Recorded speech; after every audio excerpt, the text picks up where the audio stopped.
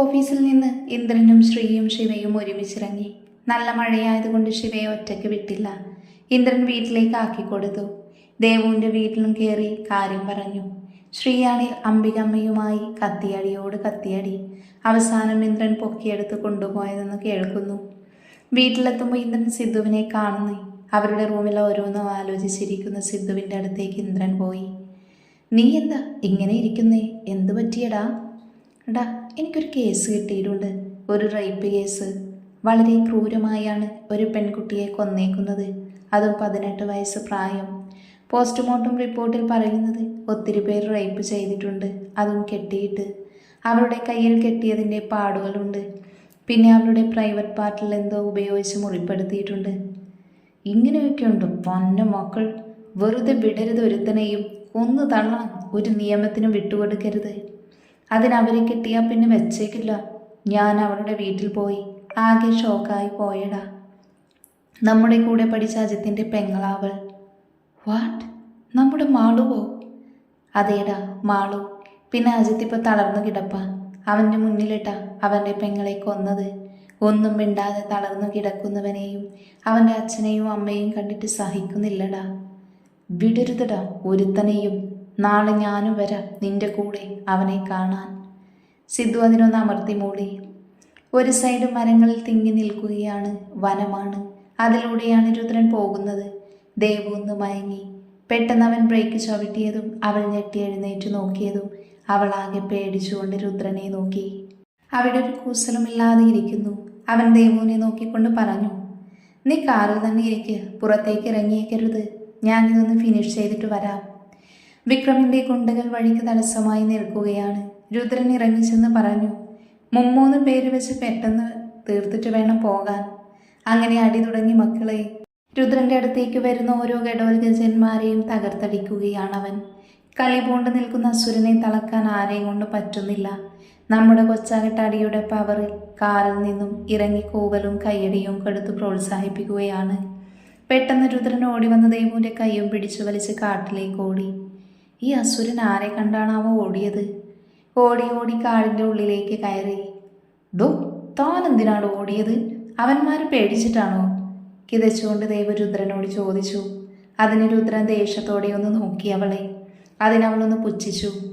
എടി പുല്ല്, നിന്നോട് കാറിൽ നിന്ന് ഇറങ്ങരുതെന്ന് പറഞ്ഞിട്ടല്ലടി പിന്നെ ആര് കെട്ടിക്കാനാടി ഇറങ്ങിയത്? വിത്ത് കലിപ്പ്. ദേവു ആണെങ്കിൽ ഒന്ന് പുച്ഛിച്ചിട്ടുള്ള രീതി. അത് പിന്നെ അടിയുടെ പവർ കണ്ടപ്പോൾ ആവേശമൂത്ത് ഇറങ്ങിപ്പോയതാ. അതിന് രുദ്രനൊന്ന് കലിപ്പിൽ നോക്കി അവളെ. എന്തിനാ നമ്മൾ ഓടിയിട്ട് ഇങ്ങോട്ട് വന്നത്? അതെ, അവിടുന്ന് ആനക്കൂട്ടം നമ്മുടെ നേർക്ക് വന്നു. അയ്യേ, ആനയെ കണ്ടാണ് ഓടിയത്? അവൾ ചിരിച്ചുകൊണ്ട് പറഞ്ഞു. എന്തിനാടി ചിരിക്കുന്നത്? ഇതിലും ഭേദം ഗുണ്ടകളെ. എന്ന് പൊന്നുമോള് പോയി അതുങ്ങളുടെ മുന്നിൽ ചെന്ന് നിൽക്ക്. ആകെ അടക്കാക്കുരുവി പോലെ ഇരിക്കുന്നേ. ആനയുടെ ഒറ്റക്കുത്തിന് തീരാവുന്നതേ ഉള്ളൂ. എന്നിട്ട് പറയുന്നത് കേട്ടില്ലേ? എനിക്കെന്തായാലും ആന കുത്തി ചാവണമെന്നില്ല. നിലയ്ക്ക് ചാവണമെന്നുണ്ടെങ്കിൽ നീ പൊയ്ക്കോ. ആ ഗുണ്ടകളുടെ കാര്യത്തിൽ ഇപ്പോൾ തീരുമാനമായിട്ടുണ്ടാകൂല്ലേ? ആവോ, നീ ചെന്ന് പോയി അന്വേഷിച്ചിട്ട് വാ. എൻ്റെ പൊന്നസുര, ആ കലിപ്പ് മാറ്റ്. ഞാൻ വെറുതെ പറഞ്ഞതാടോ. പെട്ടെന്നാണ് ആനയുടെ അലർച്ച കേട്ട് ദേവു ഞെട്ടി രുദ്രനോട് ചേർന്ന് നിന്നു. ദേവേട്ട, വാ നമുക്ക് പോകാം. എനിക്ക് പേടിയാകുന്നു. നിനക്ക് ആനയെ പേടിയില്ലല്ലോ. ഞാൻ ചുമ്മാ പറഞ്ഞതാ. വാ പോകാം. ഇരുട്ടായി തുടങ്ങി.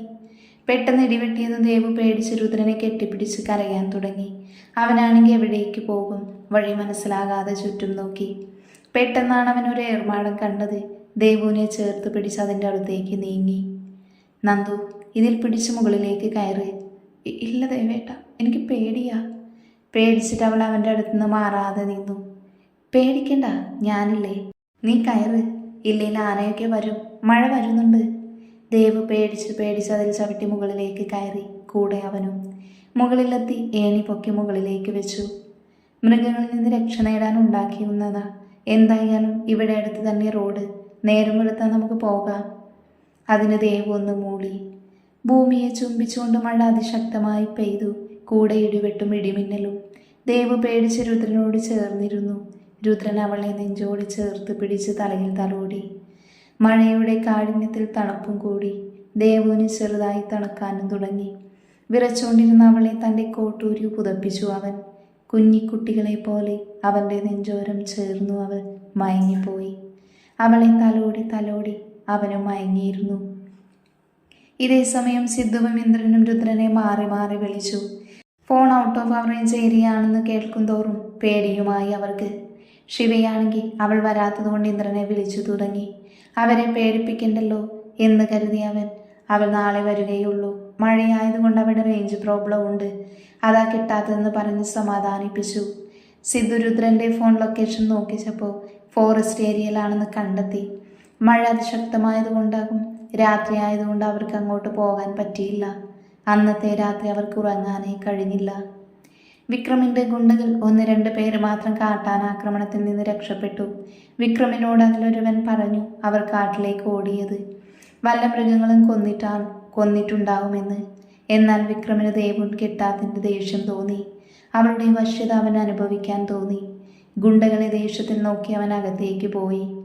അടുക്കളയിലെത്തി അവൻ കാണുന്നത് മാൻവി എന്തോ ചെയ്തുകൊണ്ടിരിക്കുന്നതാണ്. ദേവുവിൻ്റെ വശ്യതയും കിട്ടാത്തതിലുള്ള വിഷമം അവൻ മാൻവിയെ അടുത്തേക്ക് പോയി അവളുടെ ചുണ്ടുകളിൽ തീർത്തു. തിരിച്ചു അവളും അവനെ പുണർന്നു. അവളെയും എടുത്തുകൊണ്ട് അവൻ റൂമിലേക്ക് പോയി. അവിടെ അവളുടെ സീൽക്കാരം നിശ്വാസങ്ങളുടെ ശബ്ദം മാത്രം. ദത്തനും മാൻവിയും വിക്രമനും കിഷോറും ഒരേ കമ്പനിയിലാണ്, പാർട്ട്നേഴ്സാണ്. ശിവജിത്ത് തൻ്റെ ഫോണിൽ ഇന്ദ്രജയെ നോക്കി കിടക്കുകയാണ്. അവൻ അവളോട് ഒരുപാട് ഇഷ്ടം തോന്നി. അവളെ തൻ്റെ പാതിയാക്കാൻ അവൻ്റെ ഉള്ളം കൊതിച്ചു. അവളോട് നാളെ അവൻ്റെ പ്രണയം തുറന്നു പറയാൻ തീരുമാനിച്ചു. ഇതേ അവസ്ഥയിലായിരുന്നു നമ്മുടെ ഇന്ദ്രജ എന്ന മാളവും. അവൾക്ക് അവനെ കാണുമ്പോൾ ഹൃദയമിടിക്കുകയും വല്ലാത്ത പരവേശവുമാണ്. ഒടുവിൽ അവൾ മനസ്സിലാക്കി അവനോട് തനിക്കിഷ്ടമാണെന്ന്.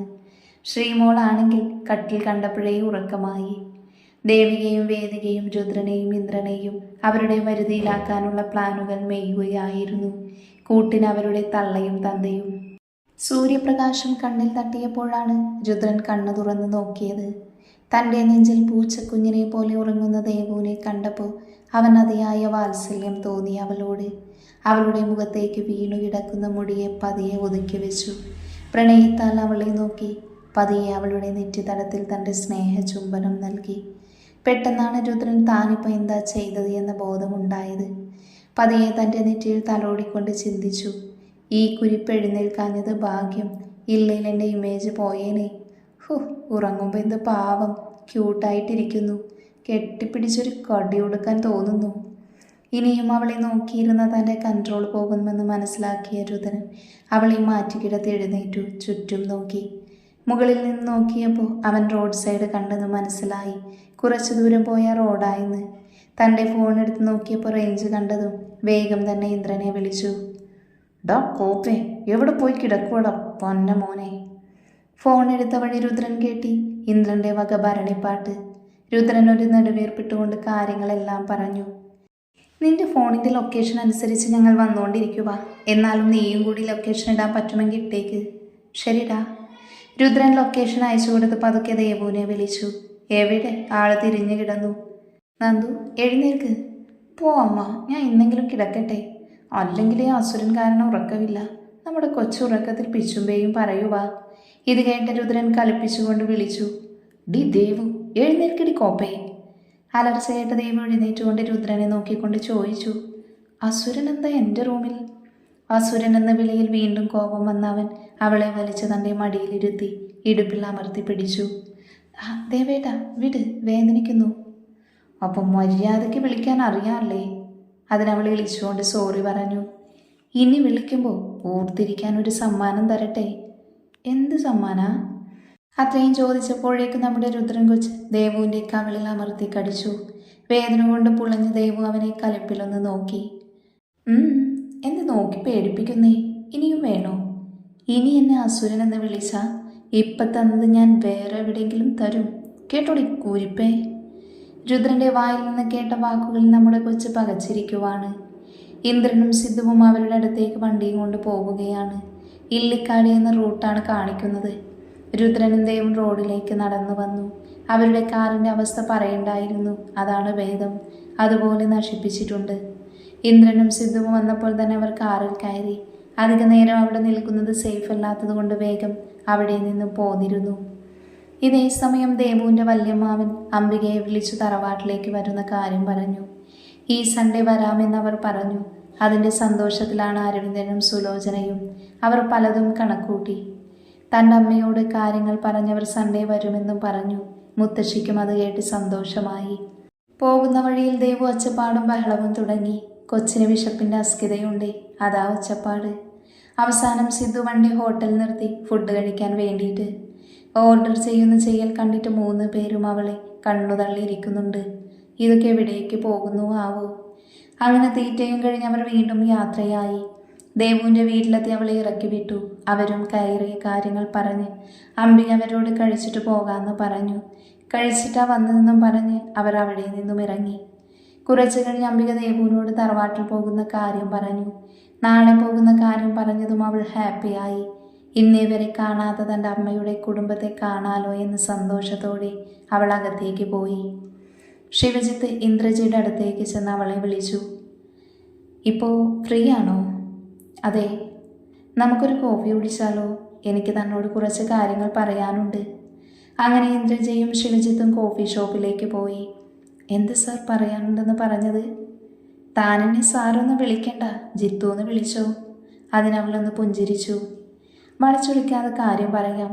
എനിക്ക് തന്നെ ഒത്തിരി ഇഷ്ടമായി. താലികെട്ടി കൂടെ കൂട്ടിയാലോ എന്ന് ആഗ്രഹമുണ്ട്. തനിക്ക് സമ്മതമാണെങ്കിൽ ഞാൻ വീട്ടിൽ കാര്യങ്ങൾ അവതരിപ്പിക്കാം. എന്നാൽ ഇത് കേട്ട ഇന്ദ്രജ അന്തം വിട്ട് അവനെ നോക്കി നിന്നു. എന്താടോ മിഴിച്ചു നോക്കുന്നേ? ഇഷ്ടമല്ലേ? ഇഷ്ടമാണ്. ശിവജിത്തിന് അവളുടെ മറുപടി കേട്ട് സന്തോഷം തോന്നി. വീട്ടിൽ പറഞ്ഞു വരാമെന്നും പറഞ്ഞു. അങ്ങനെ അവരുടെ പ്രണയം അവിടുന്ന് തുടങ്ങി. ഓഫീസിൽ നിന്നും തിരിച്ചു വന്ന ശിവയോട് ഇന്നലത്തെ കാര്യങ്ങൾ പറയുകയാണ് ദേവു. പിന്നെ നാളെ തറവാട്ടിൽ പോകുന്നതും. അപ്പോഴാണ് ശ്രീവരോട് നാളെ വീട്ടിലേക്ക് ക്ഷണിച്ച കാര്യവും പറയുന്നത്. അയ്യോ, ഇനിയിപ്പോൾ ഞാൻ എന്ത് ചെയ്യും? നീ തറവാട്ടിൽ പോയിട്ട് വാ. ഒരുപാട് നാളത്തെ നിന്റെ ആഗ്രഹമല്ലേ. നീ എന്തായാലും പോകാണ്ടിരിക്കണ്ട. അവൾ സ്നേഹത്തോടെ വിളിച്ചതല്ലേ. അങ്ങനെ ദേവു തറവാട്ടിലേക്കും ശിവശ്രീയുടെ അടുത്തേക്കും പോകാൻ തീരുമാനിച്ചു. ദേവു നാളത്തെ ദിവസത്തിൻ്റെ സന്തോഷത്തിൽ നടന്നു. എന്നാൽ അവൾ അറിഞ്ഞില്ല നാളെ നടക്കാൻ പോകുന്ന വിധിയെക്കുറിച്ച്.